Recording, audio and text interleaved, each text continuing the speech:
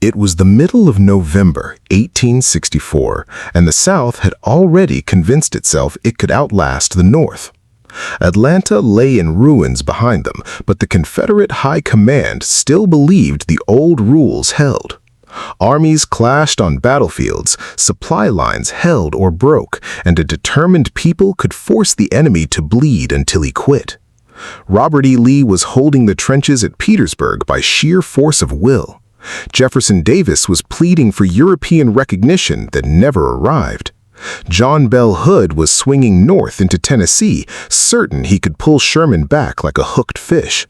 The newspapers in Richmond spoke of winter campaigns and final stands as if the war were still some grand chess game between honorable generals. Then Sherman did the one thing that broke every assumption they had left. He turned 62,000 hardened veterans loose across Georgia with no supply trains, no fixed objective except the sea, and orders to live off the land while they tore the heart out of the rebellion's ability to keep fighting. What followed wasn't a battle for territory or a siege of an army. It was something quieter, more relentless, and far more devastating. A rolling wave of calculated destruction that showed every farmer, every widow, every enslaved family, and every Confederate official that their government could no longer protect them. In 37 days, from the smoking rails of Atlanta to the salt air of Savannah, Sherman's men did what 3 years of conventional slaughter had not. They ended the Confederacy's will to continue, not by crushing soldiers in open combat, but by making the war personal, inescapable, and total in a way no one had imagined possible. The Union had already lost hundreds of thousands of men in the mud of Virginia. Grant's overland campaign had turned the roads to Richmond into graveyards, yet Lee's army still stood. Vicksburg had split the Confederacy in two, the blockade had choked its ports, and still the rebellion refused to die. Lincoln's re-election hung by a thread. Peace talk filled Northern papers. Desertions were climbing on both sides. The South told itself that endurance would win the day. If they could hold out until the North grew sick of the Butcher's Bill, foreign powers might step in, or the Democrats might force a negotiated peace. Hood's army was already on the move north, trying to lure Sherman away from Georgia's heartland. No one in Richmond or Atlanta was preparing for an entire Union army to simply vanish into the countryside, cut loose from every supply line, and live like an invading swarm that fed on the very resources meant to sustain the Confederate war effort. Sherman had stopped believing in those old rules long before November. He had fought in the West, watched men die for worthless patches of ground, while the real power of the rebellion, the farms feeding the troops, the railroads hauling the guns, the enslaved labor keeping the plantations alive, sat untouched behind the lines. Earlier that year, he had run a smaller test in Mississippi during the Meridian Campaign. He cut the rails, burned the warehouses, lived off the land for weeks, and watched the enemy's ability to fight evaporate without a single big battle. The lesson stuck deep. When Atlanta finally fell on September 2, after months of grinding siege and bloody fighting, Sherman saw his opening. He wired Grant a blunt proposal. Leave Hood to chase his own shadow in Tennessee. Split the army and send the stronger half southeast across Georgia toward the Atlantic. I can make this march, he wrote, and make Georgia howl. Grant paused. 62,000 men operating without a single wagon train, deep in enemy country. No way to call for help if things turned sour. That was a gamble few generals would take. Lincoln worried too. The plan sounded like pure madness to men in Washington who still thought wars were won by lines on maps and supply depots. But Grant trusted Sherman completely. They had carried each other through the darkest days. Sherman's breakdown in Kentucky when the press called him insane. Grant's own reputation dragged through the mud as a drunkard. That bond was unbreakable. On November 2, Grant sent the single word that unlocked everything: go. The preparations were stripped to the bone. Sherman reduced his force to the essentials: infantry in 2 great wings under Oliver O. Howard on the right and Henry Slocum on the left, screened by cavalry, artillery pared down to what the men could move themselves. He ordered every military building, factory, and depot in Atlanta that could possibly aid the Confederacy burned to the ground. On the morning of November 15th, the remaining rail yards and arsenals went up in flames, the smoke column visible for miles across the Georgia countryside. The army formed into 4 parallel columns, spreading across a 60-mile-wide front, so the destruction would be total, not a narrow scar that could be bypassed. Each man carried only what he could shoulder: 3 days hardtack and salt pork, ammunition, and nothing more. The rest would come from the land itself. Foragers, soon known far and wide as bummers, fanned out ahead and on the flanks with explicit orders to requisition liberally but focus on military value. In practice, the distinction vanished almost at once. Railroads were ripped up rail by rail, the iron heated red-hot over bonfires and twisted around tree trunks into what the soldiers laughingly called Sherman neckties. Cotton gins, grist mills, warehouses full of corn and fodder, anything that could feed or arm Confederate forces went up in smoke. The official special field orders emphasized restraint toward private homes and civilians, but after 3 years of war, the men had their own sense of justice. They were tired, they were angry, and they were marching straight through the soft underbelly of the rebellion. What happened in the first week stunned the Confederacy into disbelief. The enemy had always come in predictable lines, supply trains stretching for miles, telegraphs announcing their every move, fixed objectives that generals could defend. Instead, Sherman's columns simply melted into the pine barrens and red clay fields. No wires warned of their exact path. Confederate scouts returned with nothing but empty roads and the distant smell of burning barns. William Hardee tried to pull together a defense, but his scattered forces were too few and too late. Jefferson Davis issued desperate appeals for every able-bodied Georgian to form militia companies and harass the invaders. The response was heartbreakingly weak. Most people were already worn down to the bone, sons dead at Gettysburg or Chickamauga, barns emptied by their own quartermasters, families living on cornbread and hope. The civilians who had cheered secession 3 years earlier now watched blue-coated strangers marching through their yards and realized the government in Richmond could offer nothing but empty proclamations. Take the experience of Dolly Sumner Lunt Burge, a widow running a plantation near Covington. Her diary, written in the raw heat of those days, still reads like a wound that never closed. On November 19, she slept in her clothes, pistol close at hand, after hearing the first distant rumors. When the soldiers finally arrived, she tried everything, hiding mules in the woods, dividing meat among the enslaved people on her place, but it was useless against the sheer numbers. "Like demons, they rush in," she wrote. "My yards are full. To my smokehouse, my dairy, pantry, kitchen, and cellar, like famished wolves they come, breaking locks and whatever is in their way. The 1,000 pounds of meat in my smokehouse is gone in a twinkling. My flour, my meat, my lard, butter, eggs, pickles, my 18 fat turkeys, my hens, chickens, and fowls. My young pigs are shot down in my yard and hunted as if they were rebels themselves." She watched them drive off her horses, her mules, her sheep. Then came the moment that broke her spirit even more. Several of her own enslaved men, Newton, Mid, Jack, were taken at bayonet point. Jack ran to her in tears, begging not to be forced away. She stood helpless as the columns tore through her garden, ripped down fences, and kept moving east. "Sherman himself and a greater portion of his army passed my house that day," she recorded later. All day, the sad moments rolled on. Her world, built over decades of hard work, was stripped bare in hours, and she was left to face the winter with almost nothing. Stories like Dolly's repeated across thousands of farms and plantations in varying shades of horror. Eliza Frances Andrews, a young woman from Washington, Georgia, kept a journal that captures the panic of flight. As the blue columns approached, she and her family packed what they could and retreated across ravaged countryside, only to find every road and field already picked clean. She described the landscape as a wasteland of charred ruins and empty smokehouses, the air thick with the smell of burning cotton. Other civilians spoke of soldiers digging up buried silver and family heirlooms with casual efficiency, searching hollow logs and garden plots as if they had done it 100 times before. Some bummers went beyond even the loose orders. Sherman tried to curb the worst excesses with threats of punishment, but an army living on the land develops its own momentum and its own rough code of vengeance for 3 years of war.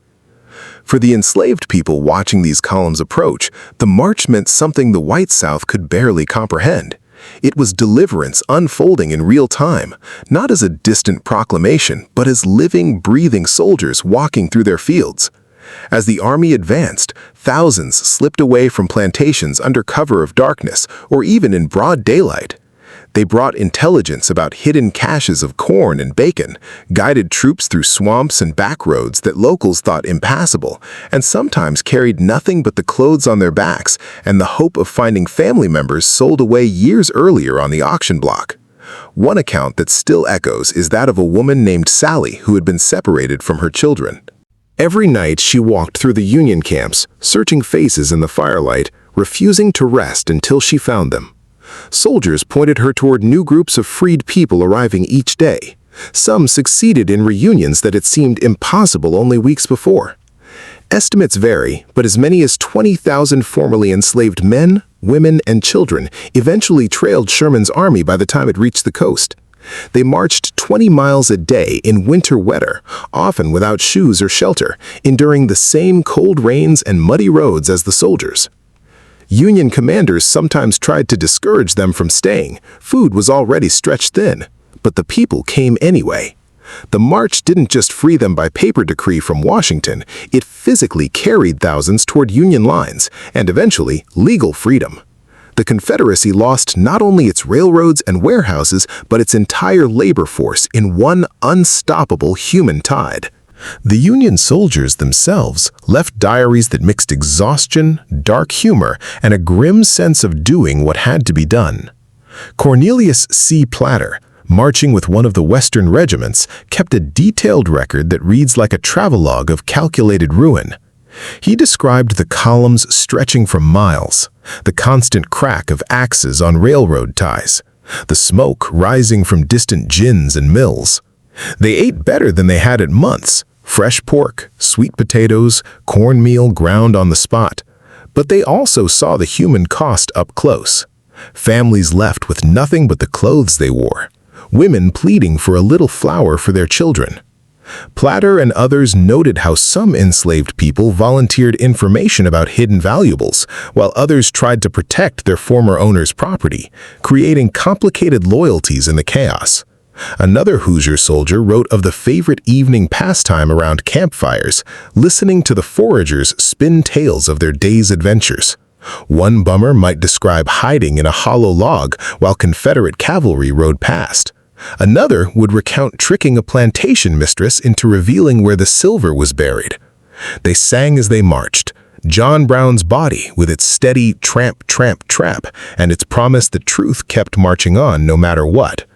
The favorite activity, according to many accounts, was hearing the latest exploits of the bummers, turning hardship into stories that kept morale high, even as the days grew shorter and the nights colder. Mile after mile, the destruction mounted in ways the Confederacy had never prepared for.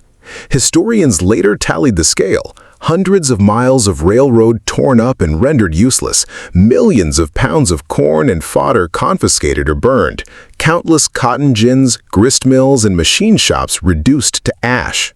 The army lived off the land so effectively that it actually gained weight and strength as it moved east. Organized resistance was almost non-existent. The only real fight came on November 22nd near the factory town of Griswoldville. A scratch force of Georgia militia, old men and young boys thrown together at the last minute under an inexperienced commander, stumbled into part of Sherman's rear guard. Believing they faced only a handful of stragglers, the militia charged bravely across open ground. They were cut to pieces by veteran infantry armed with repeating rifles. When the smoke cleared, the Union troops stared in horror at the bodies, grandfathers and teenagers in makeshift uniforms. The Federals lost almost nothing. The militia was shattered. Elsewhere, the skirmishes were lighter. Cavalry probes at Ball's Ferry, a sharp little fight at Buckhead Creek, a wounding at Sandersville where Private James H. Peterson of the 13th New Jersey took a ball in the leg while skirmishing. Most Confederate units simply melted away when they realized the scale of force coming at them. The state capitol at Milledgeville fell without a shot on November 23rd. Sherman himself occupied the vacant governor's mansion and watched his men hold a mock legislative session in the empty Capitol building, passing sarcastic resolutions to highlight the futility of continued resistance. By early December, the two wings had converged near the coast. On December 10th, they reached the outskirts of Savannah. Hardee's small garrison was outnumbered and demoralized. Sherman demanded surrender, but when it didn't come immediately, he prepared to bombard. On the night of December 20th, Hardee slipped away across the river with his men, abandoning the city. Sherman walked into Savannah on December 21st and sent one of the most famous telegrams in American history to Lincoln. "I beg to present you as a Christmas gift the city of Savannah, with 150 heavy guns and plenty of ammunition, and also about 25,000 bales of cotton." Lincoln's reply, written a few days later, captured the quiet astonishment even in Washington. He admitted he had been anxious. "When you were about to leave Atlanta to the Atlantic coast, I was anxious, if not fearful. But feeling that you were the better judge and remembering nothing risked, nothing gained, I did not interfere. Now the undertaking being a success, the honor is all yours." The march had shown the world that the Union could divide its forces, leave one part to handle Hood in Tennessee, and still send the stronger part on a devastating new mission. It brought, in Lincoln's words, those who sat in darkness to see a great light. The real impact, though, went far beyond one city or one telegram. News of the march filtered back through the South by letter, by refugee, by smuggled newspaper. Farms stripped bare, railroads twisted into scrap, Union soldiers marching where no enemy had reached before. Desertions in Lee's army in Virginia spiked dramatically. Why fight in the trenches when your wife and children back home are starving and unprotected? The Confederate government could issue proclamations and call for more militia, but it could not stop the fear that spread like wildfire. Sherman had proven that the rebellion's rear was wide open and undefended. The will to fight, already cracking under the weight of 3 years of war, began to crumble in earnest. Sherman didn't stop at Savannah. In January 1865, he turned north into the Carolinas, repeating the same strategy with even greater fury, especially in South Carolina, the state many Union men blamed for starting the war. Columbia burned. More railroads vanished. More civilians watched their world collapse. By the time Lee surrendered at Appomattox in April, the Confederacy was a hollow shell. Sherman's march hadn't been the only factor. Grant's relentless pressure in Virginia, the fall of Petersburg, the collapse of Confederate finances all played their parts.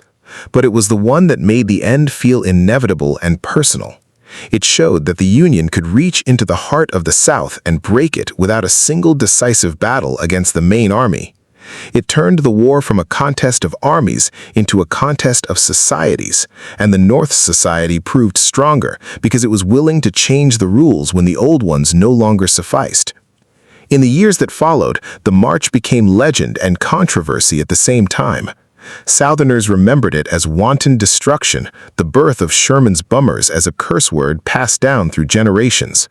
Northerners saw it as the hard but necessary blow that ended the slaughter sooner and saved lives in the long run. Sherman himself never apologized. He believed the cruelty shortened the war and spared even greater bloodshed. "War is cruelty," he had written earlier, "and you cannot refine it." Later he would say it plainer: "War is hell." History has largely agreed that the strategy worked. The rebellion that began with such confidence at Fort Sumter ended in exhaustion and surrender because one general dared to do what no one expected: Stop fighting the war the old way and start fighting it the way it had to be fought to finish it. The march didn't create the peace that followed. Reconstruction would bring its own struggles, its own failures, its own long shadows over the land. But it did something profound and lasting. It forced the Confederacy to confront the reality that its cause could not survive the full weight of a determined Union that was willing to make the war total. It freed thousands who had waited generations for the chance to walk away from bondage.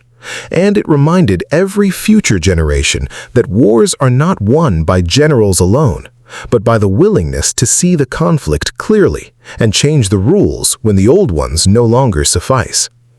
Sherman's men sang as they marched those long miles. One of their favorite tunes was John Brown's Body, with its marching cadence and its promise that the body of the old fighter lay moldering in the grave, but his truth kept marching on. In the winter of 1864, that truth took the form of blue columns stretching across Georgia fields, the crack of axes on railroad ties, the smoke rising from distant barns, and the quiet, unstoppable realization among millions that the rebellion was over. Nobody expected it, but once it happened, the Confederacy never recovered.